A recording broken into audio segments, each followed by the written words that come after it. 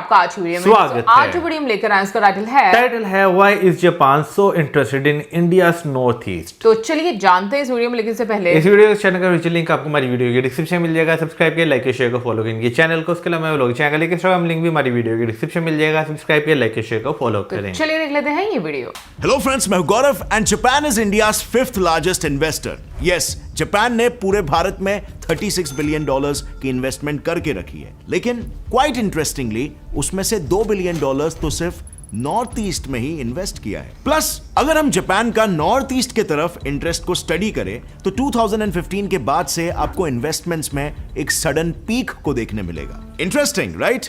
आज इंडिया के upcoming mega projects जैसे India's largest bridge, Dhubri Phulbari, Guwahati water supply project, Umiam 3 hydro electric plants renovation, Manipur में बन रहे प्राइमरी स्कूल्स और नॉर्थ ईस्ट में हो रहे ऐसे कई सारे इंफ्रास्ट्रक्चरल प्रोजेक्ट्स में आखिर कॉमन क्या है? Japanese investment. 2015 से जापान नॉर्थ ईस्ट इंडिया में करोड़ों की फंडिंग कर रहा है। पर सोचने वाली बात यह है कि एक तरफ जापान दुनिया की तीसरी सबसे बड़ी इकोनॉमी है, जो हाईली इंडस्ट्रियलाइज एक इंफ्रास्ट्रक्चरल पावर हाउस है। ये इतनी बड़ी इकोनॉमी दूसरी तरफ ईस्टर्न हिमालयाज में स्थित जंगलों और पहाड़ों से घिरा हुआ कल्चर और बायोडाइवर्सिटी से भरपूर नॉर्थ ईस्ट इंडिया में आखिर क्यों इतना इंटरेस्टेड है? Why is Japan specifically interested in the northeast part of India? Well, you may not know that, but इसके 4 मेजर रीजंस हैं। सबसे पहले तो नॉर्थ ईस्ट का जियो स्ट्रेटेजिक एडवांटेज। अब इसे समझने के लिए सबसे पहले तो हमें नॉर्थ ईस्ट इंडिया की बेसिक ज्योग्राफी समझनी होगी। ये इंडिया का ईस्टर्न मोस्ट रीजन है and it consists of 8 sister states. अब है तो ये इंडिया का ही पार्ट, लेकिन quite ironically इसका सिर्फ 2% ही हिस्सा एक्चुअली में इंडिया से कनेक्टेड है।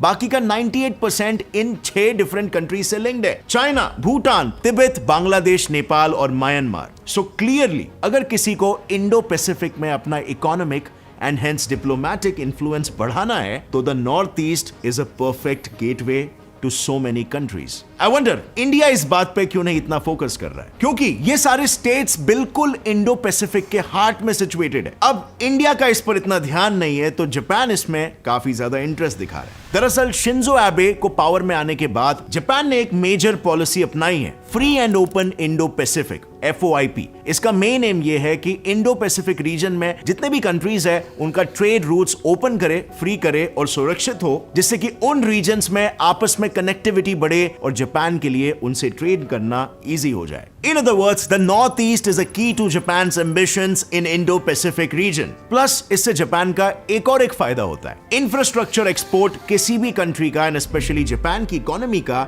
एक इंपॉर्टेंट पार्ट है। सो अगेन नॉर्थ ईस्ट में इंटरेस्ट जापानीज कंपनीज के लिए न्यू बिजनेस एवेन्यूज ओपन करेगा। But this is still not so many reasons कि जापान जैसे एक पैसिफिस्ट नेशन को इंडो पैसिफिक में अपना इन्फ्लुएंस बढ़ाना पड़ रहा है। बट नेचुरली यहां पर अब एक और एक क्वेश्चन आ जाता है कि जापान जैसे एक ऑलरेडी पैसिफिस्ट नेशन को इंडो पैसिफिक में अपना इन्फ्लुएंस बढ़ाना ही क्यों पड़ रहा है? उसके पीछे जापान की मोटिवेशन क्या है? वेल, इस सवाल का अगर वन वर्ड आंसर हो सकता है तो वो है चाइना। और यही है हमारा रीजन नंबर 2। चाइना अपने BRI यानी कि बेल्ट एंड रोड इनिशिएटिव के $multi-trillion प्रोजेक्ट के तहत 147 कंट्रीज में इंफ्रास्ट्रक्चर प्रोजेक्ट्स करवा रहा है। अकेले इंडो पैसिफिक में ही फिलहाल इतने कंट्रीज चाइना के इन्फ्लुएंस में। सो जापान का FOIP is nothing but an answer to China's BRI। Simple strategy, balance of powers. मतलब एशिया के सेकेंड और थर्ड बिगेस्ट इकोनॉमी जापान और इंडिया मिलकर चाइना के ग्रोइंग पावर्स को बैलेंस करना चाहते हैं। इनफैक्ट जापान ने ऑलरेडी FOIP के तहत इंडो पैसिफिक के कई सारे नेशंस जैसे कैम्बोडिया, म्यांमार, लाओस,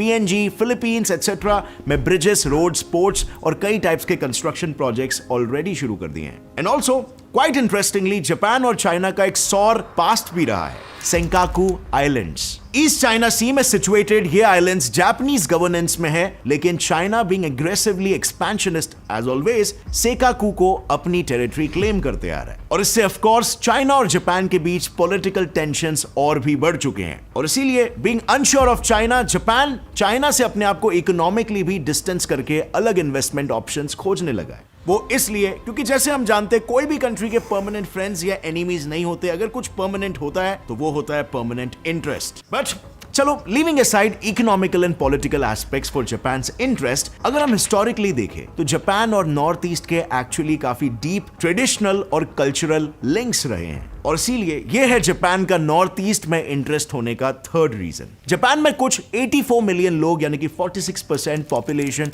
बुद्धिस्ट है, और बुद्धिज्म का ओरिजिन कहां पे हुआ था? Well, India. 525 AD यानी जब से बुद्धिज्म जापान में इंट्रोड्यूस हुआ, तब से जापान से बहुत सारे बुद्धिस्ट नॉर्थ ईस्ट और पूरे इंडिया के बुद्धिस्ट साइट्स को विजिट करने आते हैं। इनफैक्ट उसी के टाइम में जब जापानीज स्टूडेंट्स इंडिया के वर्ल्ड फेमस मोनास्टिक यूनिवर्सिटीज जैसे नालंदा, विक्रमशिला और उदंतपुरी में अक्सर पढ़ने आया करते थे। और अदर देन बुद्धिज्म भी जापान का मोस्ट प्रोमिनेंट रिलीजन शिंटो और नॉर्थ ईस्ट के प्रोमिनेंट ट्राइब्स के ट्रेडिशन में आज भी काफी सारे फंडामेंटल सिमिलैरिटीज है, जैसे लव फॉर नेचर एंड अपने पूर्वजों की पूजा करना। So it's like in great great great history कहीं ना कहीं ये ट्राइब्स आपस में लिंक्ड रहे हैं। इनफैक्ट असम और मेघालय में जो बिल्डिंग डिजाइन्स है उसमें भी जापानीज इन्फ्लुएंस साफ साफ झलकता है। एंड अगर हम जापान की सिचुएशन देखें तो वर्ल्ड वॉर 2 के बाद से ही वो यूएस पर ओवर डिपेंडेंट रहा है, और ये कुछ जापानीज सिटीजन्स को अच्छा नहीं लगता है। And that is why now it is trying to establish friendly relations with more and more countries, और India जो कि जापान से इतना करीब है is one great candidate. So Japan has already started soft influencing India and Indian culture. और अगर इस चीज पर आपको यकीन नहीं होता तो ये सब स्ट्रैटेजीज को साइड में रखते हैं। What about pop culture,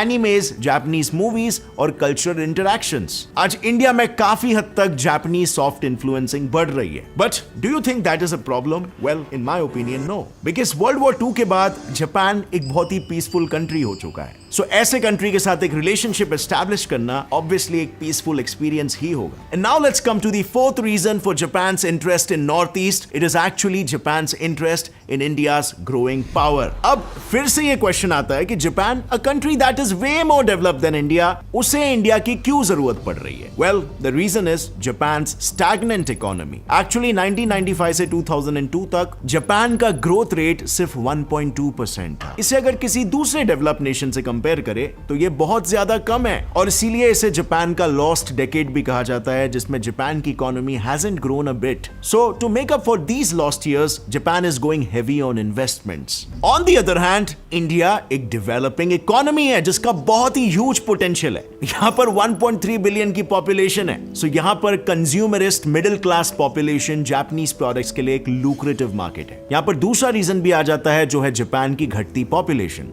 yes, यहां पर बर्थ रेट कम और डेथ रेट ज्यादा है, because of technology of course. पिछले 10 सालों से जापान की वर्किंग एज पॉपुलेशन 13% तक घट चुकी है। सो अगर जापान को इकोनॉमिक एक्टिविटी जारी रखनी है तो human resources needed. This is where India comes into picture. India के पास एबंडेंस में स्किल्ड ह्यूमन कैपिटल है जो जापानीज फर्म्स में काम कर रहे हैं, और इसके इंपैक्ट्स ऑलरेडी दिख रहे हैं। फॉर एग्जांपल, आईटी सेक्टर में जापानीज ने इन्वेस्टमेंट में 2016 से अब तक इंडिया में अबाउट 1 लाख जॉब्स क्रिएट किए हैं। लेकिन this brings us to another big question from the perspective of India. What about India? India North East जैसे एक सेंसिटिव एरिया में जापान को एंटर करने दे रहा है, तो कुछ तो आपसी समझ रखी होगी इन दोनों कंट्रीज ने, राइट? वेल, सबसे पहले ग्लोबल स्केल पर बात करते हैं, एंड इन दैट इंडिया ने लिया था अपना एक important step, India's act east policy. Historically देखे तो इंडिया के ईस्ट एशियन कंट्रीज से डीप टाइज हुआ करते थे, लेकिन ब्रिटिशर्स के इंडिया में आने के बाद से वो लिंक्स वीक होने लग गए। तो इस पॉलिसी का यही पर्पस है, ईस्ट एशियन कंट्रीज के साथ इंडिया के टाइज एक्टिवली रीबिल्ड करना,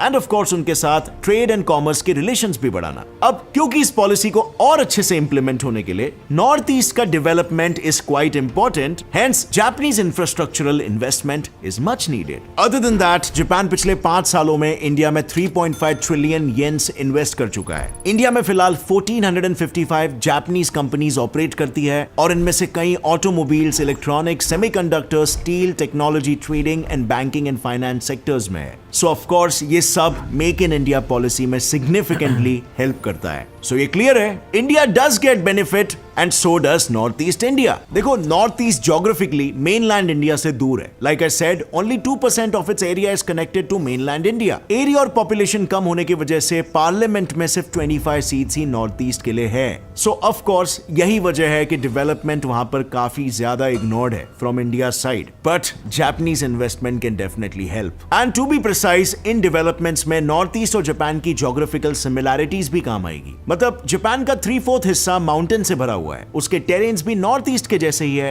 and that is why North East के आर्किटेक्चर स्टाइल में जापानीज इन्फ्लुएंस भी दिखता है। Plus both Japan and North East are prone to earthquakes, floods and other natural disasters, और जापान इन्हीं डिजास्टर्स के लिए टेक्नोलॉजी डेवलप करने के लिए तो मशहूर है। उनके बिल्डिंग्स, रोड्स, इंफ्रास्ट्रक्चर ये सब डिजास्टर प्रूफ है। सो जस्ट इमेजिन ये इंफ्रास्ट्रक्चर स्टाइल नॉर्थ ईस्ट के लिए कितना बेनिफिशियल होगा। And besides all that we already know कि चाइना अरुणाचल प्रदेश में टेरिटरीज कैसे क्लेम करता है, तो जापान से कोलैबोरेट करके इंडिया का अरुणाचल प्रदेश के बॉर्डर एरियाज में कंस्ट्रक्शन प्रोजेक्ट्स करवाना sends out a strong message to China as well. So in short, Northeast के development, fulfillment of national aims and goals और strengthening borders, ये तीनों fronts पर Japanese investments इंडिया के भी mutual interest में है। लेकिन इसके बावजूद इसमें एक unusual बात भी है कि इंडिया ने कभी कोई कंट्री को अपने sensitive border areas में projects नहीं दिए हैं, except for Japan। दोनों देशों के बिजनेसेस में जबरदस्त विश्वास है, उत्साह है। जापान भारत में सबसे बड़े इन्वेस्टर्स में से एक विश्वस्त साथी है। मतलब इट जस्ट शोज कि इंडिया जापान को कितना ज्यादा ट्रस्ट करता है। वही जापान जो 1930s से 40s में एशिया का एक ब्रूटल इंपीरियलिस्ट पावर हुआ करता था, जो लैंड हंग्री हुआ करता था। अब करंटली यह सच है कि जापान एक रिविजनिस्ट पॉलिसी को फॉलो करता है, जिससे वो अपने वॉयलेंट पास्ट से डिसएसोसिएट होकर एक सॉफ्ट इमेज बना रहा है, and that makes Japan a non imperialist country. और is it really? I mean, आज के समय में वॉरफेयर और इंपीरियलिज्म का मतलब भी बदल चुका है। Today it's more about economical और ideological imperialism rather than territorial. अब यहां पर सो फार पूरे दुनिया भर में जापान का रेपुटेशन एक tried and trusted development partner की तरह है। सिर्फ इंडिया ही नहीं बल्कि Japan Australia, Asian nations, Latin American nations and as well as कई सारे अफ्रीकन कंट्रीज में भी इन्वेस्टमेंट करते आ रहा है with no science of economic imperialism so far. Example के तौर पे बांग्लादेश को ही ले लो। आज के तारीख में बांग्लादेश को जापान से सबसे ज्यादा लोन्स मिलते हैं, and Japan's aid to Bangladesh has mostly been humanitarian. Food, infrastructural assistance, education, health, poverty eradication, skill development, हर चीज में जापान बांग्लादेश की असिस्टेंस कर रहा है। लेकिन इतना स्ट्रॉन्ग इन्फ्लुएंस होने के बाद भी Japan has never interfered in Bangladesh's internal affairs, and likewise for Indonesia and Malaysia as well. इन दोनों कंट्रीज के ग्रोथ में जापान अच्छा खासा कंट्रीब्यूट कर रहा है, but no trace of economic imperialism जैसे हमें चाइना जैसे कंट्री के केस में देखने के लिए मिलता है। Of course you have heard about Chinese debt trap, right? So far अगर देखें तो जापान आपके वो अच्छे दोस्त की तरह है जो आपका फायदा भी कराता है, लेकिन कभी वापस से एक्सपेक्ट भी नहीं करता कि आप उसका फायदा कराओ। But politics and geopolitics is a very dynamic field. यहां पर कुछ भी हो सकता है, न्यू गवर्नमेंट इलेक्ट हो सकती है, उनके पॉलिसीज चेंज हो सकते हैं इंडिया के प्रति, so you never know. International relations में there are no permanent enemies and no permanent friends, only permanent interests. So guys, what do you think? क्या इंडिया का जापान के ऊपर ट्रस्ट रीजनेबल है और ये ट्रस्टेबल रिलेशन आगे भी बना रहेगा, या फिर कुछ तो गड़बड़ है इसमें? आपका क्या जवाब है नीचे कमेंट सेक्शन में लिखना, और अगर इस वीडियो से आपको कुछ भी नया सीखने मिला तो एक लाइक जरूर ठोकना। See you next time friends, till then as always stay curious, keep learning and keep growing. जय हिंद। 1947 से पहले जब जापान की बात की जाती है तो आपको जो है ना वाकई किस तरह का जापान जो है वो नज़र आता है, जो कि वर्ल्ड वार में बहुत ज़्यादा जो है वो एक्टिव जो है वो रहा है, और इन द इवन के लास्ट तक अगर देखा जाए, जब तक जापान पे जो है न्यूक्लियर बॉम्ब जो है वो नहीं गिराया गया तब तक जो है वो उस जंग का जो है वो हिस्सा रहा है। लेकिन 1947 के बाद, 1947 के न्यूक्लियर जो है जो बॉम्ब है उसके गिरने के बाद जापान को अब जब देखते हैं ना तो उसका मैं कहूँगा कि एक आगे आने का जो तरीका था वो पूरी दुनिया को हैरान करने वाला था, क्योंकि बहुत तेज़ी से मॉडर्नाइजेशन उन्होंने की, बहुत तेज़ी से तरक्की की, जंग से वो तकरीबन हर तरह की दूर रहे। और अगर आज के टाइम पे देखते हैं तो नो डाउट भाई उनकी इकॉनमी जो है अगर स्टैग्नेंट हो भी गई है, लेकिन देखा जाए तो दुनिया के काफ़ी ज़्यादा कंट्रीज़ में स्टिल इन्वेस्ट कर रहे हैं। बिल्कुल, लेकिन मुझे ये लगता है कि अभी जैसे हम लोग जापान की एग्जांपल मतलब इसमें कोट की है, तो बहुत सारे कंट्रीज़ मुझे लगता है आज के टाइम में अगर वो अपने आप को बेहतरी की तरफ लेकर आना चाहें तो वो बिल्कुल लेकर आ सकते हैं, क्योंकि बहुत सारे ऐसे कंट्रीज़ हैं जो 1947 के बाद उन्होंने अपनी प्रोग्रेस स्टार्ट की है और आज वो बहुत ही आप कह लो कि सक्षम पोजीशन में है। मतलब अगर हम लोग सिंगापुर की भी बात करें तो जिस तरीके से हम उसको देखते हैं कि आज मतलब साउथ ईस्ट एशिया में बहुत एक स्ट्रॉन्ग पोजीशन पर वो है वो कंट्री। तो कहने का मकसद ये है कि डिपेंड करता है कि आपकी नीयत क्या है, आप अपने लोगों के लिए क्या चूज़ करते हो। अगर हम लोग जापान की बात करें, बिल्कुल मैं मौजूमी बात से एग्री करूँगी, अगर उनकी इकॉनमी स्टैग्नेंट हो भी गई है तो उन्होंने काफ़ी ज़्यादा ऑल्टरनेटिव जो हैं वो इसके ढूंढे हैं। लाइक अगर वो इन्वेस्ट भी करते हैं, लोन भी देते हैं, तो उसके बदले में उनको कुछ ना कुछ मिल रहा है, उनको फ़ायदा हो रहा है, जहाँ पर उनको उनकी कंट्री को कुछ ना कुछ इन रिटर्न आप कह लो कि रेवेन्यू वो जनरेट कर पा रहे हैं।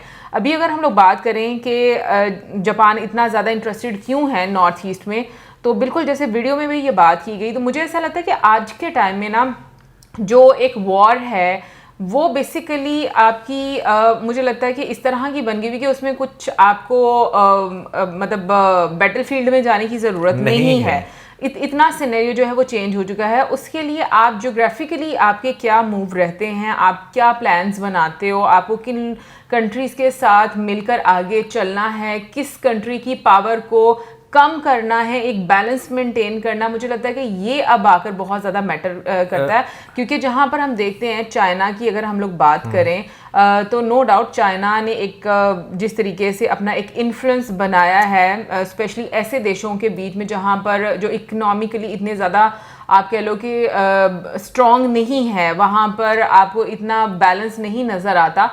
दूसरी तरफ उसको काउंटर करने के लिए जो डिफरेंट देश सामने मिलकर आ रहे हैं, आई थिंक ये एक अच्छा मूव है। क्योंकि मुझे लगता है कि रीजन में एक बैलेंस मेंटेन करने के लिए इस तरह की स्थिति होनी चाहिए कि जहाँ पर अगर कोई कंट्री अपनी पावर ज़्यादा बढ़ा रहा है तो उसको काउंटर करने के लिए भी कुछ कंट्रीज आगे आने चाहिए। और इंडो पैसिफिक रीजन की बात करें तो वो डेफिनेटली बहुत इंपॉर्टेंट है। अगर हम ट्रेड वाइज बात करें, जियोग्राफिकली बात करें, तो बहुत ज़्यादा फ़ायदे हैं जापान को इसको लेकर। उसकी अपनी खुद की सिक्योरिटी बहुत ज़्यादा मैटर करती है, तो आई थिंक वो इसलिए भी बहुत ज़्यादा इंटरेस्टेड है। देखें जो है ना, मेरा ख्याल है स्ट्रॉन्ग इकोनॉमी जो है वो बहुत ज़्यादा जो है मैटर करती है। और अगर आज के टाइम पे अगर देखा जाए तो भैया आपको जो है ना, वाकई आपकी वाली बात है, बैटल फील्ड में उतरने की ज़रूरत नहीं है। आपको जो है ना अपना स्ट्रेटेजिक अलायंस जो है वो बहुत ज़्यादा स्ट्रॉन्ग जो है वो बनाने की ज़रूरत है, ताकि आप दुनिया में किसी भी कंट्री को जो है अगर काउंटर करना चाहें जो आपके नेशनल इंटरेस्ट में जो है वो नहीं उस तरह बैठ रहा है जिस तरह जो है आप उसे लेकर आना चाहते हैं, तो अगर आपकी इकोनॉमी स्ट्रॉन्ग है आप जो है वो चीज़ों को जो है वो चेंज जो है वो कर सकते हैं। एक बात मैं ये भी बोलना चाहूँगी कि अगर जापान डिफरेंट कंट्रीज़ को लोन दे भी रहा है या फिर इन्वेस्टमेंट कर भी रहा है और इन रिटर्न वो कोई खास एक्सपेक्टेशंस नहीं रखता, तो आई थिंक ये भी एक स्ट्रैटेजी होती है किस तरीके से आप अपना इन्फ्लुएंस जो है वो मेंटेन करते हो डिफरेंट कंट्रीज़ में। ज़रूरी नहीं है कि आप डेट दो तो ही आप जो है अपना एक होल्ड रख सकते हो। मुझे लगता है ऐसे बल्कि आप एक ज़्यादा अच्छे तरीके से अपना होल्ड मेंटेन कर सकते हो। इसकी एग्जांपल उसी तरीके से हम लोग सकते हैं कि अगर ख़ानदान में कोई अमीर आदमी आपको पैसे देता है और इन रिटर्न आपसे ख़ास एक्सपेक्टेशंस नहीं रखता तो आप उसकी इज्जत ज़्यादा करते हो। तो मतलब देखो ना कि लाइक जैसे मलेशिया की उन्होंने एग्जांपल दी, यानी कि डिफरेंट कंट्रीज़ में जैसे जापान इन्वेस्ट कर रहा है, तो मुझे लगता है कि जो डिफरेंट कंट्रीज़ हैं उनकी जो लीडरशिप है उनको बहुत अच्छे से पता है कि किस तरीके से जो चीज़ें हैं वो बेहतरी की तरफ जा सकती हैं। अगर अभी काफ़ी ज़्यादा इन्वेस्टमेंट नॉर्थ ईस्ट में कर रहा है जापान, तो मुझे ये लगता है कि ऑब्वियसली गवर्नमेंट ऑफ इंडिया को इस चीज़ के बारे में बिल्कुल अंदाज़ा है कि वो किस तरीके से किस प्लानिंग के साथ इन्वेस्टमेंट कर रहे हैं। दूसरा, कल्चर को लेकर अगर बात की जाए, वहाँ के लोगों के रहन सहन को लेकर बात की जाए, तो सिमिलैरिटीज़ आपको काफ़ी ज़्यादा देखने को मिलती हैं। और अगेन मैं फिर ये बात बोलूँगी क्योंकि जो इंडो पैसिफिक रूट है वो बहुत इम्पॉर्टेंट है इकोनॉमी के लिहाज से भी जापान की, और एक बैलेंस मेंटेन करने के लिए भी। तो मुझे लगता है कि ज़्यादा आपके जो खुद के इंटरेस्ट होते हैं आप उस वजह से इन्वेस्ट कर रहे होते हो उस रीजन में। सो अगर मैं ओवरऑल सम अप करूँ तो मुझे यही नज़र आता है कि जापान जो है बल्कि वो बहुत स्मार्टली चीज़ों को हैंडल कर रहा है। कि देखा जाए तो इंडिया में जो है बुलेट ट्रेन भी वो भी जापान की कॉर्पोरेशन से बनाई जा रही है। बिल्कुल। तो मुझे लगता है कि ये एक अच्छी नीति बल्कि होती है कि आप किस तरीके से अपनी एक सॉफ्ट पावर बनाते हो। इनफैक्ट जब हम लोग रामायण की बात करें जो एनिमेटेड फॉर्म में बनाई गई थी, तो वो भी तो जापान की तरफ से गिफ्ट की गई थी। तो इस तरीके से जब आप कह लो कि एक्सचेंज होती हैं बहुत सारी चीज़ें, तो एक सॉफ्ट इमेज भी बनती है। बाकी हम लोग को ये भी पता है कि भाई जापान में इंडिया का काफ़ी ज़्यादा इन्फ्लुएंस है। बहुत सारे ऐसे हम लोगों ने ब्लॉगर्स देखे हैं जो कि इंडियन मूवीज़ को, इंडियन सॉन्ग्स को बहुत ज़्यादा पसंद करते हैं। मायो जापान की अगर हम लोग बात करें, उनके काफ़ी सारे ब्लॉग्स हम लोगों ने देखे हैं। सो आई थिंक ये एक अच्छी चीज़ है। और जहाँ तक ये बात है कि कोई परमानेंट आपका दोस्त रहेगा या नहीं रहेगा, आई थिंक ये तो टाइम और जो हालात है वो ही डिसाइड करते हैं कि कितनी फ्रेंडशिप आपकी आने वाले टाइम में उस कंट्री के साथ रहती है।